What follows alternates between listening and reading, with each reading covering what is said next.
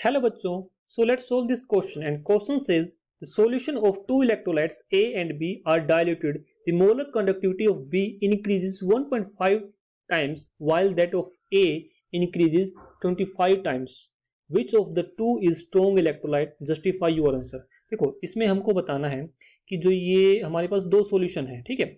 अब दो सॉल्यूशन में कौन सा सॉल्यूशन, एक ए है एक बी है, और इनको जब हम डाइल्यूशन करते हैं इन सॉल्यूशन का तो इनकी जो कंडक्टिविटी है वो इंक्रीज होती है दोनों की, ठीक है। जो बी की कंडक्टिविटी 1.5 टाइम्स इंक्रीज होती है और ए की कंडक्टिविटी जो मोलर कंडक्टिविटी है ये कितनी इंक्रीज होती है, 25 टाइम्स इंक्रीज होती है, ठीक है। तो अब हमको ये बताना है कि इन दोनों में से स्ट्रॉन्ग इलेक्ट्रोलाइट कौन सा है। तो चलिए इस क्वेश्चन को सोल्व करते हैं। So the key concept in this question will be the key concept this question will be conductance of, I can write here as conductance of electrolyte, electrolytic solution, ठीक है, electrolytic solution। अब देखो यहां पर हमारे पास दो सॉल्यूशन है, एक सॉल्यूशन A है और एक सॉल्यूशन B है। जो B सॉल्यूशन है उसकी जो मोलर कंडक्टिविटी है, molar conductivity I can write here this is molar conductivity, right? So this is molar conductivity, ये 1.5 टाइम्स इंक्रीज होती है, ठीक है। और जो हमारे पास ए है उसकी जो मोलर कंडक्टिविटी है वो कितनी इंक्रीज होती है, वो 25 टाइम्स इंक्रीज होती है, ठीक है। तो यहां से अब हमको पता है कि जो ग्राफ आता है हमारे पास, ग्राफ कैसे आता है, देखो ये ग्राफ होता है ना इसका कंसंट्रेशन का और मोलर कंडक्टिविटी का। सो यहाँ से I can write like this, this is under root square concentration. तो जो ग्राफ आता है हमारा स्ट्रॉन्ग इलेक्ट्रोलाइट के लिए ग्राफ कैसा आएगा, स्ट्रॉन्ग इलेक्ट्रोलाइट के लिए ग्राफ कुछ ऐसे आएगा, और वीक इलेक्ट्रोलाइट के लिए ग्राफ कैसे आएगा, वीक इलेक्ट्रोलाइट के लिए ग्राफ कुछ ऐसे आएगा, ठीक है, इस तरह से।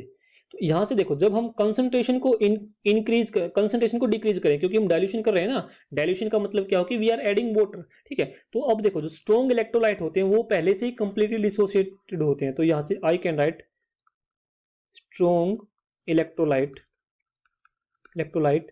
Are completely dissociated, complete you can say completely dissociated, right?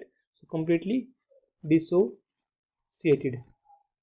जबकि हमारे पास जो वीक इलेक्ट्रोलाइट होते हैं, वीक इलेक्ट्रोलाइट होते हैं वो क्या होते हैं, आर पार्शली डिसोसिएटेड, ठीक है। अब जब हम डाइल्यूशन कर रहे हैं, क्या कर रहे हैं, जब हम डाइल्यूशन कर रहे हैं इसका मतलब कि हम इस साइड जा रहे हैं, ठीक है। तो जब हम डाइल्यूशन कर रहे हैं तो नंबर ऑफ जो आयंस होंगे in case of strong electrolyte वो ज्यादा इंक्रीज नहीं होंगे। क्यों इंक्रीज नहीं होंगे, क्योंकि पहले से ही कंप्लीट डिसोसिएट हो चुके हैं, ठीक है। तो यहाँ पे जो हमारी मोलर कंडक्टिविटी होगी वो क्या होगी हमारी, वो स्लोली इंक्रीज होगी। देखो यहाँ से जब हम इस तरह जा रहे हैं तो ये हमारी इंक्रीज होगी। तो इसमें देखो ये जो पॉइंट है, ये हमारा ये जो हमको यहाँ पर डेटा दे रखा 1.5 टाइम्स, सो ये इंडिकेट करता है कि जो हमारा बी है, बी कैसा इलेक्ट्रोलाइट है, हमारा स्ट्रॉन्ग इलेक्ट्रोलाइट है। कैसा है, बी स्ट्रॉन्ग इलेक्ट्रोलाइट है। और जबकि जो हमारा ए है, ए में क्या हो रहा है, देखो जब हम यहाँ से गए एकदम शार्पली इंक्रीज हुआ है, ठीक है। तो यहाँ से हम बोल सकते हैं कि स्लोली इंक्रीज हुआ है, स्लोली इंक्रीज होती है, स्लोली इंक्रीज, और यहाँ पे क्या है, ये रैपिडली इंक्रीज, और you can say sharply increase, ठीक है। तो यहां से और देखो ये जो ये डेटा दे रखा है 25 टाइम्स, ये इसी बात की तरफ इंडिकेट करता है कि जो हमारा ए है, A must be our weak electrolyte, right.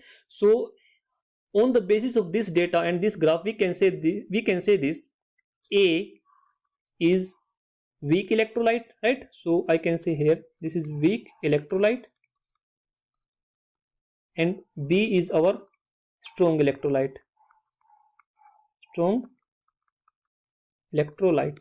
right? So this will be our answer,